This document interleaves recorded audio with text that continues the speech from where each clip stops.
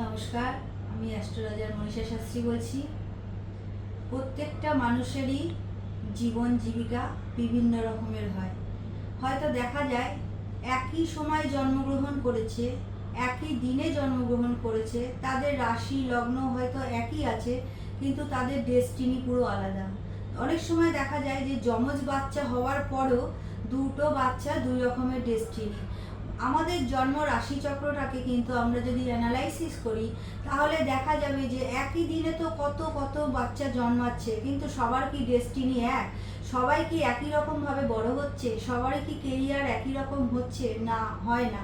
কারণ এখানে দেখা যাচ্ছে আমাদের রাশিচক্রটাতে হয়তো দেখা যায় সাময়িকভাবে জন্মকালীন একই দিনে হচ্ছে, বা রাশি বা লগ্ন বা দশা একইভাবেই হচ্ছে, কিন্তু তাদের ডেস্টিনি আলাদা হচ্ছে। সবই আমাদের যখন আমরা বিচার করি আগের জন্ম আমাদের রাশিচক্র থেকে কিন্তু কি কর্মাস আছে সেগুলো কিন্তু দেখা যায়। তাই কর্মভিত্তিক কিন্তু মানুষের জীবনটা শুরু হয়। ছোটোর থেকে কেউ খুব ভালো পড়াশোনায় হয়, কেউ হয়তো খারাপ হয়ে যায়, কেউ হয়তো তার জীবনটা পড়াশোনার মধ্যে কাটাতে কাটাতে অনেক সময় দেখা যায় তার জীবনটা হঠাৎ করে পরিবর্তন হয়ে যায়। হয়তো পারিবারিক কোনো কারণে তার সমস্যা চলে আসে। দেখা যায় যে এটাই, যে আমাদের যে ডেস্টিনি থাকে, আমাদের রাশিচক্র থেকে যেটা আমরা বিচার করি, সেখানে কিন্তু এক একজন মানুষের ক্ষেত্রে, এক একজন জাতক জাতিকার ক্ষেত্রে কিন্তু এক এক রকম হয়। কেউ কোনো বড় ফ্যামিলিতে জন্মগ্রহণ করে, কেউ খুব গরিব ফ্যামিলিতে জন্মগ্রহণ করে। সেখানে দাঁড়িয়ে কিন্তু তার ফিউচারটা কিন্তু সে যেভাবে বড় হচ্ছে, যে কালচারে বড় হচ্ছে, সেভাবেই কিন্তু আস্তে আস্তে সে তার মধ্যে সেগুলো গ্রো করে। অনেক সময় তো পিতামাতা চাইবেই তার বাচ্চা বড় হোক, ভালোভাবে পড়াশোনা করুক, ভালো স্কুলে তাদের দেওয়ার চেষ্টা করে, কিন্তু অনেক সময় দেখা যায় স্কুলে পড়তে পড়তে হঠাৎ কোনো কারণে স্কুল তার ছাড়তে হলো। কেন? হঠাৎ করে এমন শত্রুতা হলো, এমনভাবে তার বদনাম আসলো, মানে বা এমন কোনো কিছু তার হরোস্কোপের মধ্যে রয়েছে যেখানে দাঁড়িয়ে স্কুল থেকে তাকে সরিয়ে দিয়ে হলো, বা স্কুল থেকে তাকে সরে যেতে হলো। কিন্তু এই যে সময় কখন কোন দিক থেকে কোন দুর্ঘটনা বা কোন ঘটনা আসবে মানুষের জীবনে, সবই কিন্তু আমাদের রাশিচক্রটার উপরেই নির্ভর করে। তার দশাটা কি চলছে, যদি কোনো জাতক বা জাতিকার লগ্নপতি, নবমপতি, দ্বিতীয়পতি, চতুর্থপতির দশায় জন্ম হয়, তাহলে কিন্তু তার প্রথম থেকেই জীবনটা অনেকটাই সহজভাবে বড় হতে সে পারে। তার স্কুলের পড়াশোনার জায়গাটা সে সুন্দরভাবেই কমপ্লিট করতে পারে। এখানে আরেকটা জিনিসও দেখার দরকার হবে যে বুধ গ্রহ আর বৃহস্পতি গ্রহটা কি পজিশনে হরোস্কোপের মধ্যে রয়েছে। কারণ বুধ হচ্ছে আমাদের স্মৃতিশক্তি। বুধ যদি ভালো না থাকে তাহলে কিন্তু কোনো বাচ্চা, ধরো সে অনেক সময় ধরে পড়ছে কিন্তু সেটা মনে রাখতে পারছে না, বা স্কুলে গিয়ে সে এক্সামের সময় সেটা লিখে আসতে পারছে না। এবার বুধ যেমন ভালো হওয়া দরকার, বুধের পাশে যে নক্ষত্রটা থাকবে সেই নক্ষত্রটা শুভ হওয়া দরকার।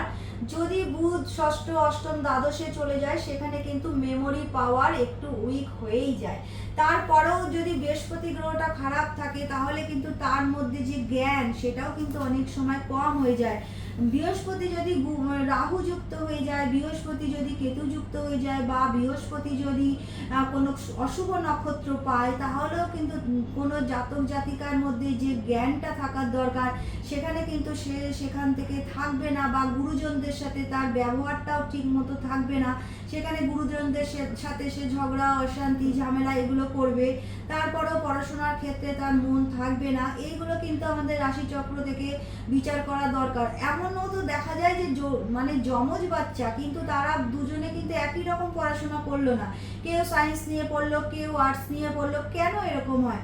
কারণ একটা জায়গায় দেখতে হবে যে একটা তো রাশিচক্র আছে, বিচার যার আলাদা বিচার হয়, কোন মানে কিরকম ভাবে তারা তাদের লাইফটা চলবে, পড়াশোনার থেকে শুরু করে কেরিয়ার থেকে দাম্পত্য জীবন, দাম্পত্য জীবন থেকে অর্থনৈতিক, কে কিরকম ভাবে ইনকাম করবে, কার বিজনেসের মাধ্যমে ইনকাম হবে, কার চাকরির মাধ্যমে ইনকাম হবে, সবই কিন্তু রাশিচক্র থেকে আমরা বিচার করতে পারি।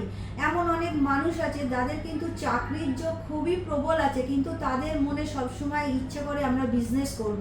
এবার বিজনেস করার জন্য কিন্তু রাশিচক্রে বুধ গ্রহটাকে ভীষণ ভালো থাকতে হয়। সপ্তম ঘরটা পাপ পীড়িত হলে চলে না। সপ্তম অধিপতি যদি কেন্দ্র কোণে থাকে সেখানে দাঁড়িয়ে কিন্তু আরো ভালো রেজাল্ট পাওয়া যায়। এবার ব্যবসা কোন ধরনের করব সেগুলোও কিন্তু জানার ব্যাপার থেকে সব সময় যে সবার যে একই ধরনের বিজনেস হবে বা একইভাবে সাফল্য পাবে।